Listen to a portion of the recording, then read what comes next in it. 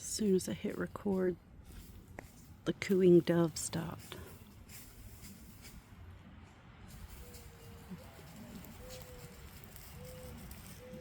There it is. I love doves.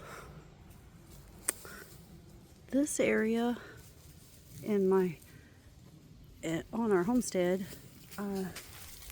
I nicknamed Sherwood Forest because of the trees.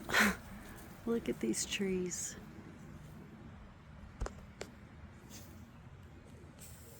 So I don't know what they are actually, but they are awesome trees. I love these trees.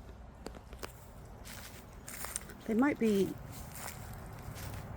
I have no idea what they are. If you know, you can tell me. They don't produce anything. They maybe are some kind of, I don't know what they are. I don't even want to guess because I don't know. They're not very big. They're very slow growing.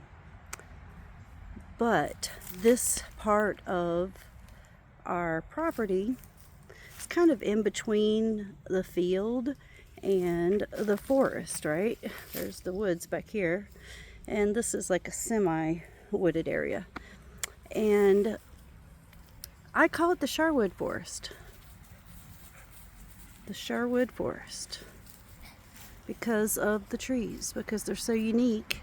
This area, especially on a day like today, I'm not sure why, but I traditionally want to come out into this part of our property on a cloudy day or after a rain kind of day.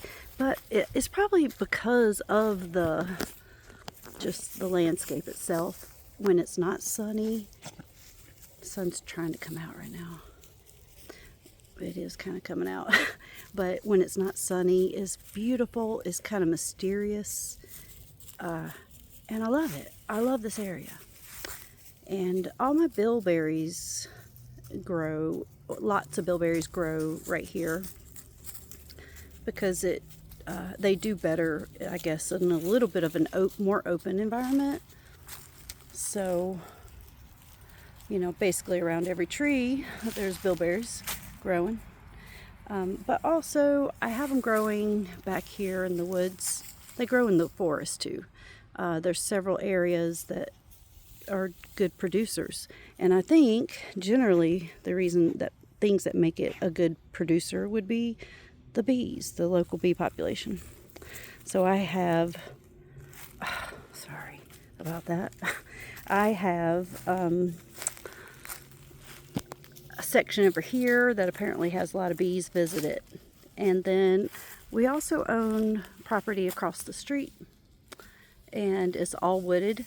It's like 18 acres of forest, and it's older forest too, way older than this. This is, it's like probably a couple 100-year-old forest. They never did cut it down, so and apparently the old lady that lived there lived in a house that had a dirt floor, and she sold this family back in the early 1930s or late 1920s. Sold the family that lived here and built our house this property.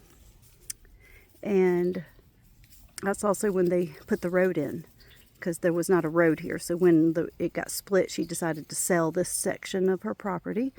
And the Shepherds built this house that I live in, and they lived in it until they passed away, and we bought it from their 4 children.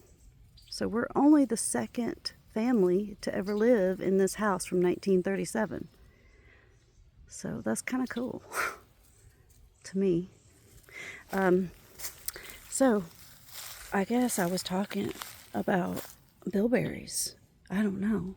I don't even know what the point of this video is, but I was in my favorite area and I've been reminiscing. Maybe that's just the point. I went scouting for for bilberries and blackberries, and bilberries are nowhere to be seen.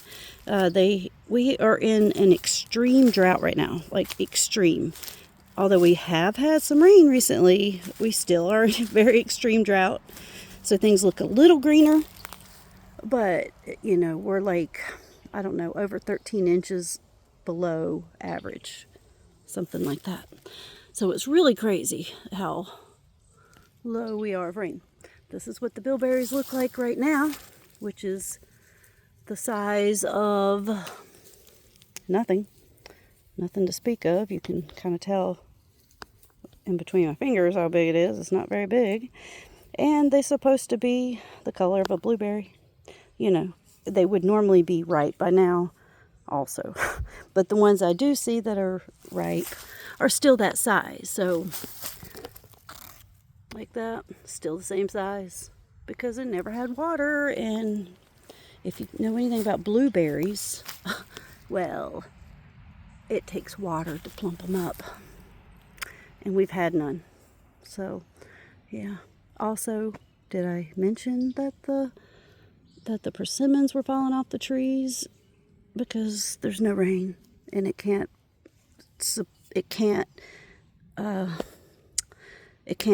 keep the fruit on the tree because there's no rain, so it drops the fruit. So, you know, for survival things.